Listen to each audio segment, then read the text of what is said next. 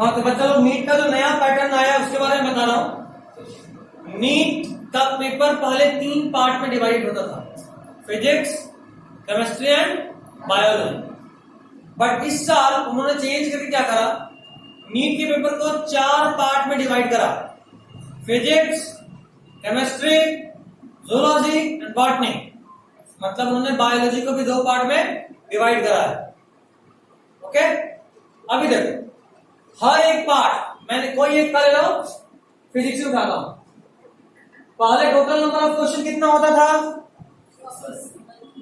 180 marks का 180 question और 720 marks का होता था टोटल 180 क्वेश्चन। हाँ, वही ना फिजिक्स में। सिर्फ फिजिक्स का मैं बात करूं तो 45 क्वेश्चन, केमिस्ट्री में भी 45 क्वेश्चन और बायोलॉजी में 90 क्वेश्चन। अभी क्या करा, चारों सेक्शन कितने का? 45 क्वेश्चन का।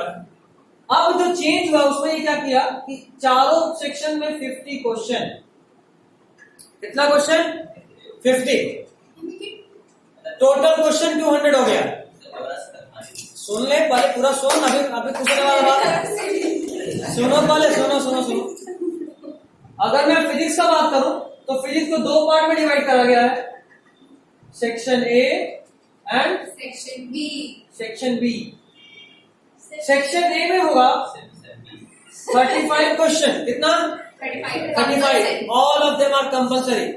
आप किसी क्वेश्चन को भी छोड़ेंगे तो मार्क्स जाएगा, ठीक है। और सेक्शन बी में कितना क्वेश्चन होगा? 15 question. Total number of question कितना हो गया? 50। बट इन सेक्शन बी आपको 15 में से you have to attempt only 10। तो टोटल जो सॉल्व करना है वो कितना? 45। सेम ही रहा। मतलब इस 15 में से आप 5 क्वेश्चन किसी को छोड़ सकते हैं, ठीक है। इसमें कोई और चीज नहीं हो तो इट इज नॉट बैड ना, और अच्छा है।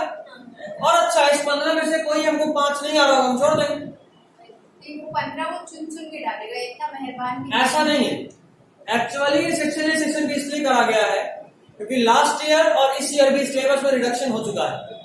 अब नीट के सिलेबस में सीबीएसई वालों, तो बच्चों का डिमांड था कि सर जब हमको सीबीएसई में पढ़ाया ही नहीं जाएगा तो कोई ये तो नहीं बोल सकता ना कि कोचिंग पढ़ के नीट दे लेना। वो जो गवर्नमेंट सेट करेगा अपना स्टैंडर्ड, वो तो स्कूल लेवल का स्टैंडर्ड होगा कि स्कूल में हम ये पढ़ा रहे हैं, ये आपके स्कूल के सिलेबस का पार्ट है। तो बात ये आया कि भाई जब स्कूल में ये सब सिलेबस हम पढ़ नहीं रहे हैं तो नीट कैसे देंगे? नीट में ये सब आएगा तो उसके अलावा अच्छा फिर बात आया कि ठीक है तो सिलेबस को नीट से भी डिलीट कर दीजिए। तब बताया कि नहीं, सिर्फ सीबीएसई में चेंज किया गया है, बट बिहार बोर्ड या और भी बहुत सारे स्टेट बोर्ड हैं जहां ये सिलेबस है। और अगर सिलेबस है तो फिर ये जो चेंज हो रहा है, तो फिर ये जो चेंज हुआ उनको तो नुकसान हो जाएगा, वो बेचारे पढ़े हुए क्वेश्चन में नहीं आ रहा। इसलिए क्या करा कि ऑप्शन कर दिया कि इस सेक्शन बी में वही सब क्वेश्चन चैप्टर से क्वेश्चन होगा जिस चैप्टर में से कुछ चैप्टर को डिलीट करा गया है। सर ये लिखा है, लिखा नहीं ना, बोला गया सर। क्या वही सर जो 35 जो डिलीट करा गया उसमें से 35 में नहीं आएगा। डिलीट करा हुआ चैप्टर्स में से क्वेश्चन इसी में आएगा। अगर आपको करना है तो कीजिए, नहीं करना तो आप यू कैन स्किप। ऐसा लिख के नहीं आया है तो चांस इट नॉट 100% कंपल्सरी, लेकिन एजुकेशन मिनिस्टर ये लोग बोले हैं एक बार। तो सर ये हर साल होगा सर नीट में? हर साल के लिए सिलेबस रिडक्शन थोड़ा ना होगा। तो सर मे बी ये पैटर्न परसिस्ट कर जाए, बट अभी ऐसा कुछ नहीं बोला गया है। क्योंकि सर ये 2020 में जो सर 12th जो पढ़े हैं उनका तो रिडक्शन हो गया। 2000 इस साल भी हो गया, वो लोग अगर नीट करेंगे हाँ उन लोगों क्या भी होना चाहिए, कल अगले साल भी होगा। तो क्या यही बस चेंज है और कुछ चेंज नहीं है। It is not something scary.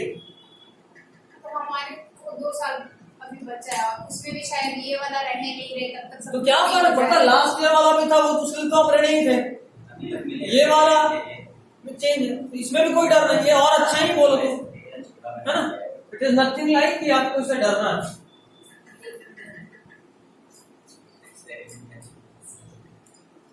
Time तो हो जाएगा। हाँ हाँ पहले क्या होता था कि पहले बॉटनी से क्वेश्चन थोड़ा ज्यादा होता था, जूलॉजी से थोड़ा कम होता था। अब जो कि कर दिया बराबर बराबर, तो नाउ अब ये चांस खत्म, अब तो जो आएगा सबको बराबर ही है। खैर चलिए आगे बढ़ते हैं। क्लेविसेप्स परप्यूरा मैंने आपको बता दिया था एस्टोमाइसिस के एग्जांपल में। एक बात याद रखो, आपका नोट्स आपका बाइबल है, पहले नोट्स रगड़ जाएंगे, उसके बाद एनसीईआरटी रगड़ जाएंगे, एक क्वेश्चन नहीं छूटेगा, ये हम लिख के दे सकते हैं। थोड़ा मोड़ा एक्स्ट्रा ही नोट्स में है, नीट तो एनसीईआरटी से बाहर नहीं पूछता, हम तो फिर 2 लाइन बढ़ा दिए। सर इधर का एक तो लेक्चर का नोट्स सर मेरा हमको खुद समझ नहीं आता कौन सा नोट्स कैसा नोट्स वीडियो देखो नहीं फिर देखो, नहीं तो फिर संडे को बैठेंगे आराम से पूछते हैं, या आज भी क्लास के बाद पूछ सकते हो, आई एम फ्री। क्या चलिए अगला, मॉर्केला MORCHELLA एग्जांपल है,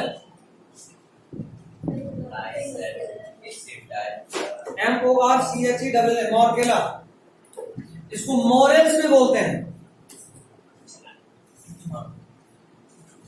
और ये इडिबल मशरूम है, इडिबल है, कैसा है, इडिबल है, कैसा है ये, इडिबल, इसको खा सकते हैं इस मशरूम को। अगला ट्रफल्स,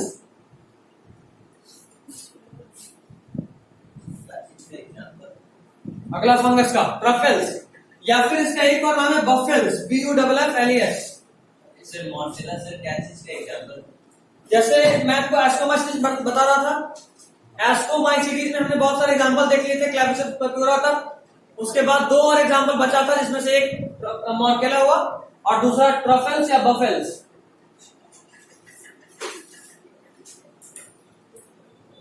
ट्रफल्स या बफेल्स, ये मोस्ट प्रीशियस मशरूम मतलब फंगस है, इसको खा सकते हैं, most precious.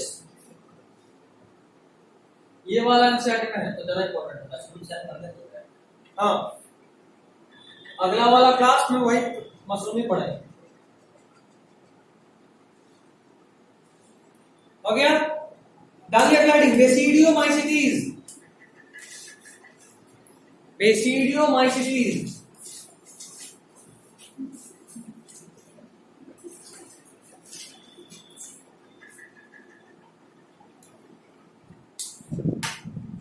Basidiomycetes,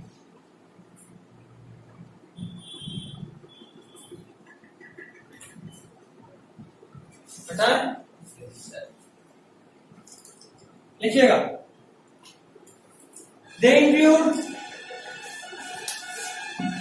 include bracket fungi, bracket BRACKET. They include bracket fungi, comma mushroom, bracket fungi, comma mushrooms, comma puff balls, PUFFBALLS, comma puff balls, comma rust and smut fungi, rust and smut fungi, rust and smut fungi. They include bracket fungi, mushrooms, puff balls, rust and smut fungi, rust and smut fungi.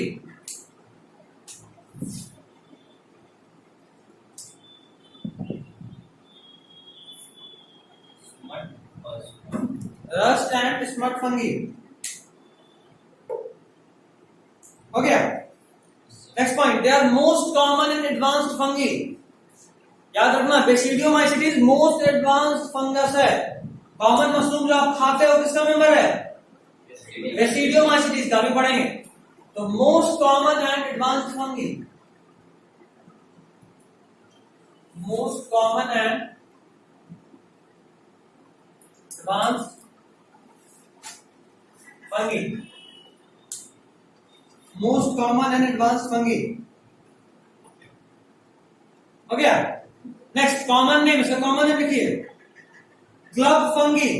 ये common name बड़ा पूछता है, इसका common name क्या है,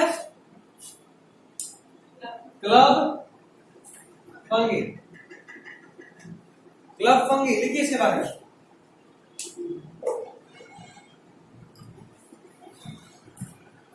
दे produce, या लिख लो as they produce. Club fungi के बाद कंटिन्यू कर लेना, क्लब फंगी के बाद कंटिन्यू करना। Common name is club fungi, उसके बाद कंटिन्यू करना है, as they produce club shaped basidia, club shaped basidia, as they produce club shaped basidia, club shaped basidia for the formation of basidiospores, for the formation of basidiospores, for the formation of basidiospores। सब बता चुका हूं, basidia क्या है, basidiospore क्या, सब बताया हुआ हूं। सब लोग पढ़ पढ़ के आए हो कि नहीं लास्ट क्लास का? पूछे नहीं पढ़े तुम लोग यासीन, सौरभ बोल रहे, साजन, नमन पढ़े हो लास्ट क्लास का? नहीं। तो आज एक बात बता देते हैं, ऑलमोस्ट 2 से 3 क्लास में चैप्टर खत्म होगा और उसके अगले दिन क्या होगा? टेस्ट, जैसा कि लेते रहे। ऑनलाइन वाले में तो हो सकता है टाइम दे देते थे कभी कभी, ऑफलाइन में 1 दिन का टाइम नहीं, चैप्टर खत्म अगला दिन टेस्ट। तो अगर आप डेली का डेली नहीं कर रहे हैं तो टेस्ट वाले दिन मन भर सुनिएगा, इतना कि फिर अगला 10 दिन तक जबरदस्त पढ़ाई होगा। ऑनलाइन में जब इतना प्यार से समझा दे रहे थे, ऑफलाइन में कोई हमको टोकने वाला नहीं है कि बच्चा लोग का भाषण दे रहे हो, अपने नहीं पढ़ते हो। यहाँ तो रगड़ के झाड़े, नंबर बहुत अच्छे से चाहिए, वो सुन लो। जितना पढ़ाया उतना सही पूछूंगा, एक्स्ट्रा नहीं पूछूंगा, पर जो पढ़ाया वो याद होना चाहिए। और उसके बाद फिर प्रीवियस ईयर क्वेश्चन करेंगे, देखते हैं कितना क्वेश्चन बनता है कितना नहीं बनता, तो देखने का चीज है। ठीक है, चलिए next point, secondary mycelium. Secondary mycelium समझ में आ रहा है क्या? प्राइमरी माइसीलियम किसको बोला था?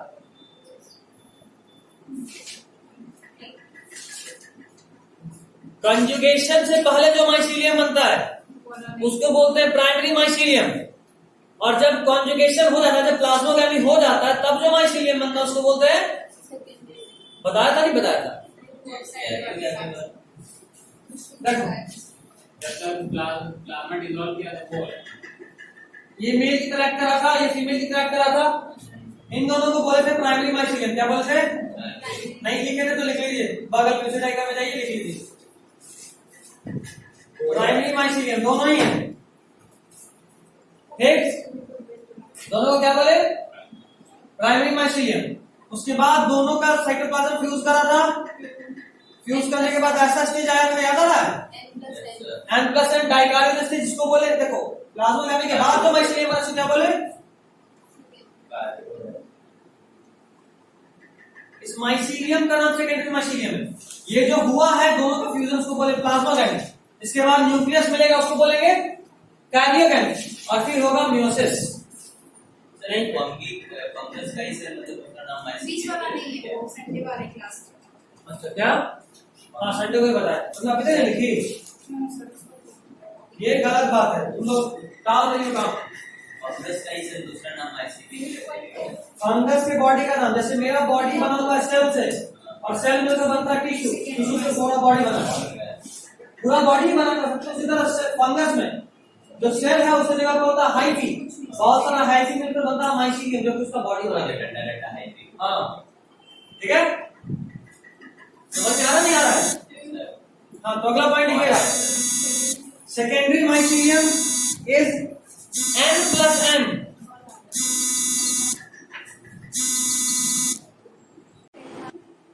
तो आपको बता रहे थे कि प्राइमरी माइसीलियम बना जब वो नॉर्मल है, जब प्लाज्मोगामी हो गया N+N स्टेज में, तो उसको सेकेंडरी माइसीलियम भी बोलते हैं। तो लिखेंगे secondary mycelium N+N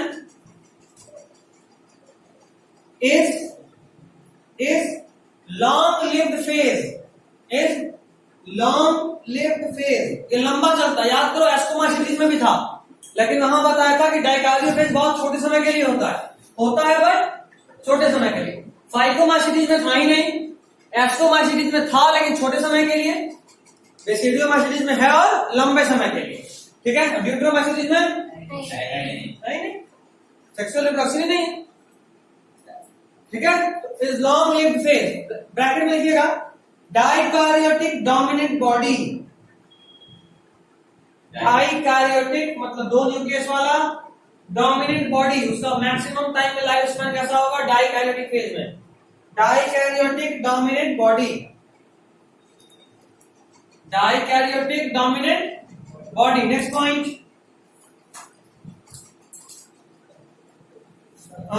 primary mycelium is monokaryotic and short lived phase. Primary mycelium is monokaryotic, देख रहे हो, हाँ फाड़ फाड़ के देखो, यही है प्राइमरी माइसीलियम ना, देखो कैसा है मोनोकैरियोटिक। तो primary mycelium is monokaryotic and short lived phase. Primary mycelium is monokaryotic and short lived phase. Primary mycelium is monokaryotic and short lived phase, ठीक है। Next point, they are decomposer of wood, they are decomposer of wood, they are decomposer of wood, comma, they decompose cellulose, they decompose cellulose and lignin, they decompose cellulose and lignin, lignin LIGNIN, याद है class 9 में आपने anatomy में पढ़ा था, बहुत सारे sales के कॉर्नर पे लिग्निन का सुबेरिन का डिपोजिशन हो जाता है, ये वही बात है। क्या लिखा रहा था, they decompose cellulose and lignin and grow in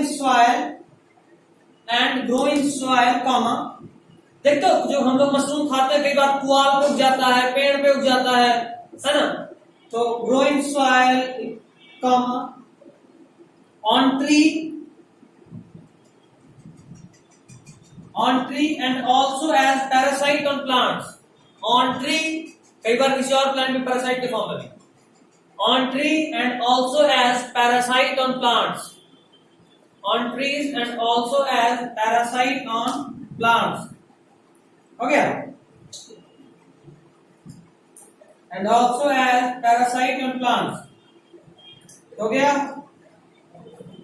next point, mycelium is branched and septate, बता चुका हूं पहले ही, mycelium is branched and septate, mycelium is branched and septate,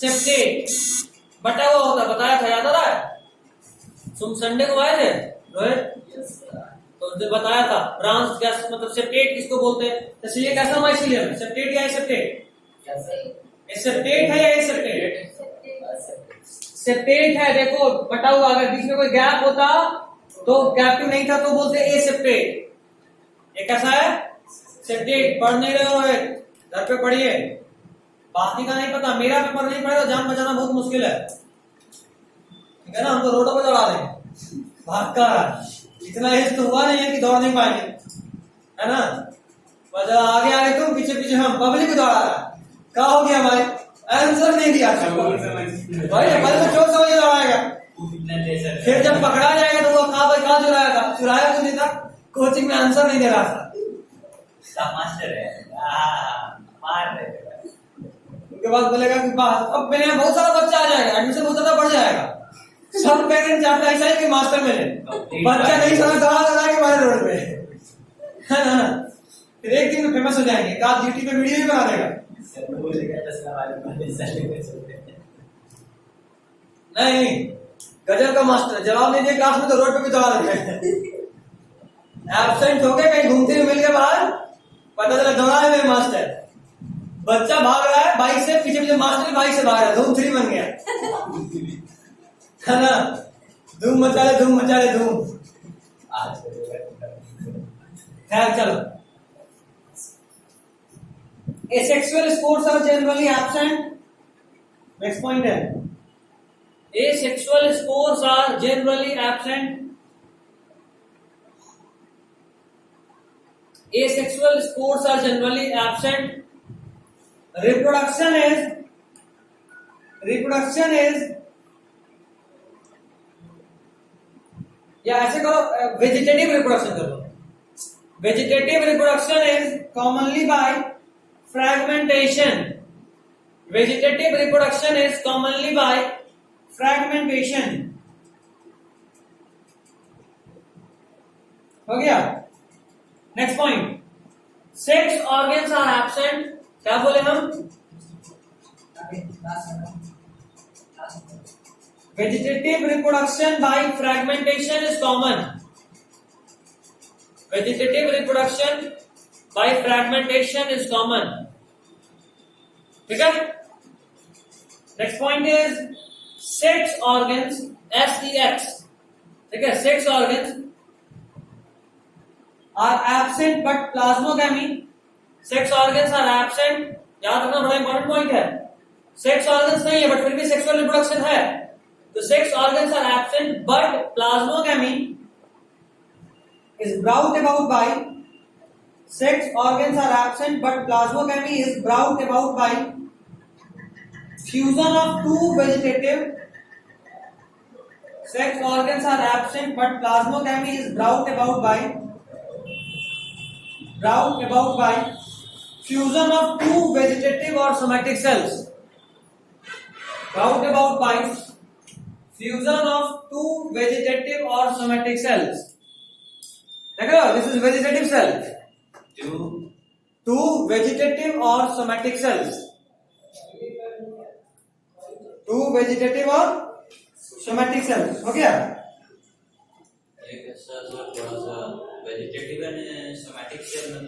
vegetative और सोमैटिक. हमारे पूरे बॉडी में दो तरह का सेल, एक को बोलेंगे सोमैटिक सेल, दूसरे को बोलेंगे जर्मिनल सेल. जो सेल गैमेट बनाएगा, जैसे मेल में टेस्टिस, फीमेल में ओवरी. तो ये जो ओवरी और टेस्टिस है, इसके अंदर जो सेल है उसको बोलेंगे जर्म सेल या जर्मिनल सेल. क्या बोलेंगे? जर्म सेल या जर्मिनल सेल. हाँ, दोनों ही, मतलब दोनों बोलते हैं. हम पूछने में बता रहे हैं, जर्म सेल या जर्मिनल सेल दोनों ही बोलते हैं. ठीक. इसके अलावा हमारी बॉडी में जो भी सेल्स उनमें क्या होता है? Somatic cell. खास बात यह है कि somatic cell divides by mitosis, germ cells divide by meiosis. Meiosis. Germ cells divide by meiosis. Somatic cell is divided by mitosis. Germ cell is divided by meiosis. Germinal cell is divided by meiosis. ठीक है. तो vegetative cell और somatic cell एक ही बात हुआ. जैसे मेरे हाथ का सेल कैसा सेल है? Somatic cell. और अगर यही सोमैटिक सेल किसी तरीके से रिप्रोडक्शन कर दिया तो इसी सोमैटिक सेल को ही वेजिटेटिव सेल बोल देंगे. बुझाया? याद है वेजिटेटिव प्रोपेगेशन पढ़ते हैं. सोमैटिक सेल है, ठीक है. अभी तो सर वो कैसे रिप्रोडक्शन कर रहा है? नहीं, फ्यूजन कर रहा है. वो कर सकता है, ये पॉसिबल है. सोमैटिक सेल फ्यूज कर सकता है. ठीक है. सोमैटिक सेल गैमेट कर जाए तो मतलब वेजिटेटिव होगी. अगर तुम्हारे हाथ को बांध के छोड़ दें 2-3 साल तो चिपक जाएगा. ये भी रिप्रोडक्शन कर देगा. उसको रिप्रोडक्शन नहीं, फ्यूजन और रिप्रोडक्शन में डिफरेंस होता है. वही ना वैसे ना ना ना ना ना ना ना ना ना ना. यहाँ पे दो अलग अलग तरह का ऑर्गेनिज्म था, दो अलग अलग तरह का ऑर्गेनिज्म जुड़ा, तब ये फ्यूजन रिप्रोडक्शन टाइप आया. अच्छा, इसका हाथ मेरे हाथ में से चिपक गया तो, और अगर ये चिपकने के बाद अगले जनरेशन तक पास आउट हो गया तो ये फ्यूजन. या ऐसा हुआ कि दोनों का हाथ चिपक गया, फिर दोनों का हाथ डिवाइड करके 4 हाथ, 2 हाथ और बन गया. तब ये वो कहा चाहिए, सिर पे हाथ चाहिए. हेलो करने के लिए एंटीना हो जाएगा. हेलो नहीं. चलिए आगे. कहाँ था? फ्यूजन ऑफ टू वेजिटेटिव और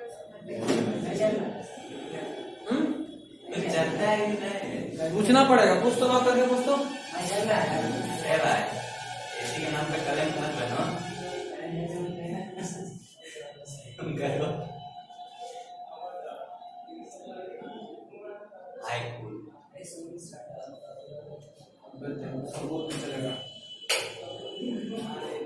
चलिए बच्चा लोग, कहाँ था कौन?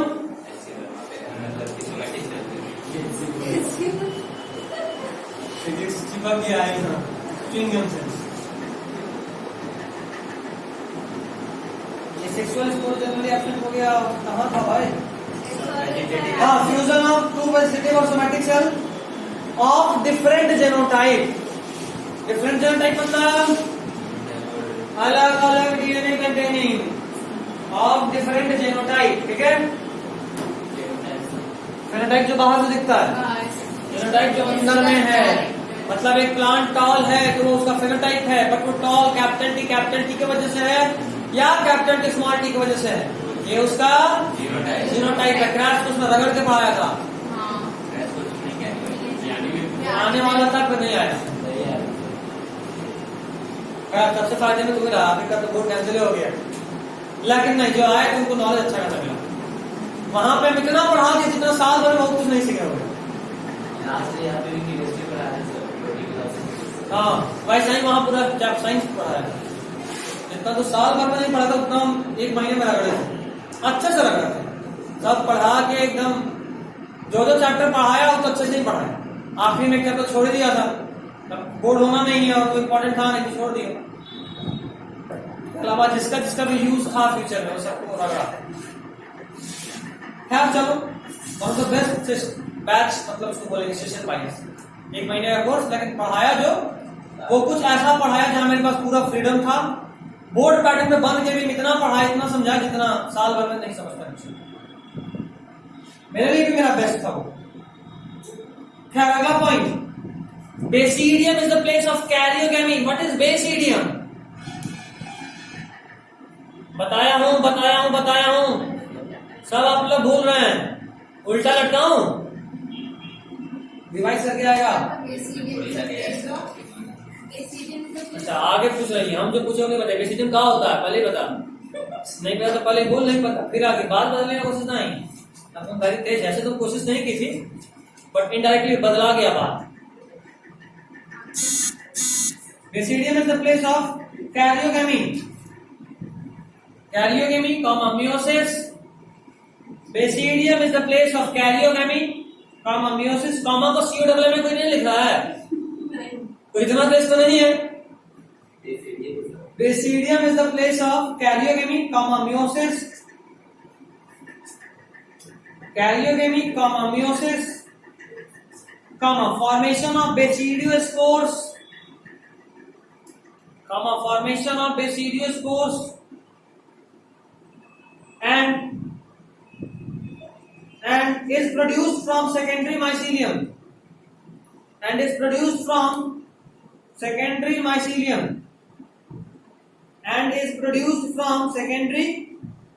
इस लाइन का मतलब बताइए। देखो प्लाज्मोगेमी तो कहीं भी हो गया, देखो बोर्ड ध्यान दो, प्लाज्मोगेमी कहीं भी हो गया, बट ये कैरियोगेमी जो N+N2M में कन्वर्ट होगा वो कहां होगा? बेसिडियम में। तो बेसिडियम में कैरियोगेमी होगा, उसके बाद फिर क्या होगा? मियोसिस होगा, और मियोसिस होने के बाद स्पोर भी वहीं बनेगा। यही आपको मैंने बताया था कि सेक्सुअल स्पोर बेसिडियोमाइसीज में बेसिडियम में बनता है। N स्टेज में मतलब ये तीनों चीजें होगा। N+N स्टेज के बाद हो रही थी N स्टेज में होगा। N+N स्टेज और 2N से पहले बेसिडियम बनेगा। बेसिडियम ऐसा स्ट्रक्चर होता है।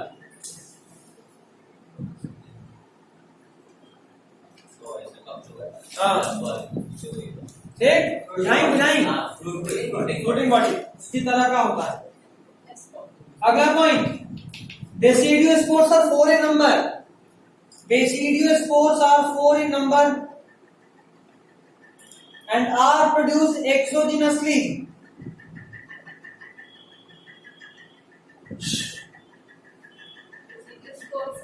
4 in number and are produced exogenously। Basidiospores are 4 in number and are produced exogenously। हो गया? बाहर से कैसे से इसका मतलब स्पोर बॉडी के बाहर बनता है ऐसे।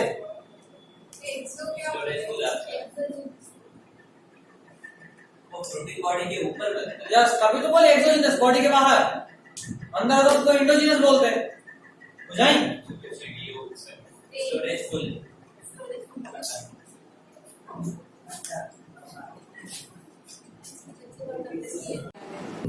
हाँ, तो एक्सोजिनसली मतलब बॉडी के बाहर बन रहा है। Next point, fruiting body is called basidiocarp. कुछ नहीं नहीं खाएगा। सर जाते हो तो खाएंगे। Fruiting body is called basidiocarp. Fruiting body का नाम क्या है?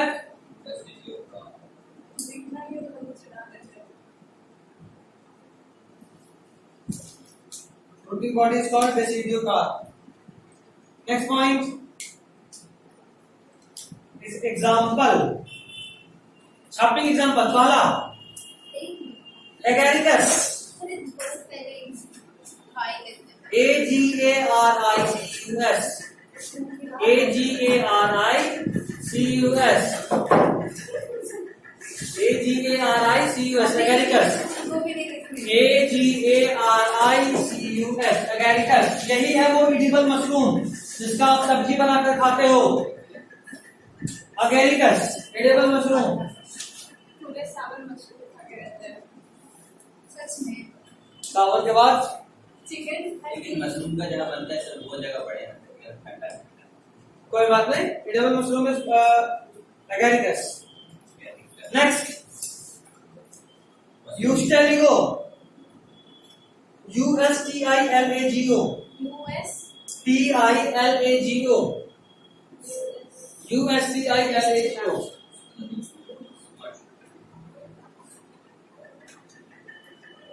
यूस्टेलिगो देखिए, इससे बीमारी होता है loose smut of wheat, loose smut of wheat. इसका एक और नाम है स्मट फंगी। एक और क्या नाम है? Smut fungi. स्मट फंगी क्या नाम है?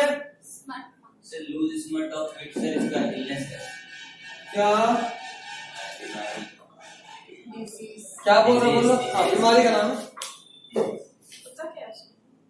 गूगल पे सर्च करना, सब पे धब्बा पत्ता पे होता है, धब्बा धब्बा टाइप का बन जाता है। कई बार कुछ पत्ता होता है जल गया, बट एक्चुअली मुझे लगता है देख के लगता है कि कोई जैसा जो है। हाँ हाँ दाना दाना टाइप। तो देखना नेट पे सर्च करके देखना गूगल पे, तो समझ में ज्यादा आएगा। अब हम क्या समझे? दाना होता है, पत्ता होता है, ये वो कुछ समझ में आएगा। Next Puccinia graminis, PUCCINIA, PUCCINIA,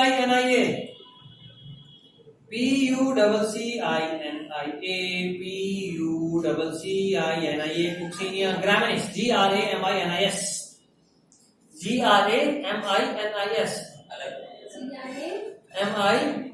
MINIS, Puccinia graminis. बीमारी का नाम black rust of wheat, black rust of wheat. सीरिया क्या है देखिए। हाँ, ब्लैक रस्ट ऑफ वीट। पिछल का बोले थे क्या खाएंगे? स्मट, क्योंकि वो स्मट कॉज कर रहा था। ये क्या कर रहा है? काला कर देता है wheat. It is called as rust fungi. बुझाया कुछ? अगल का लिखो अमेंसिया, अमेंसिया, AMANTIA, अमेंसिया,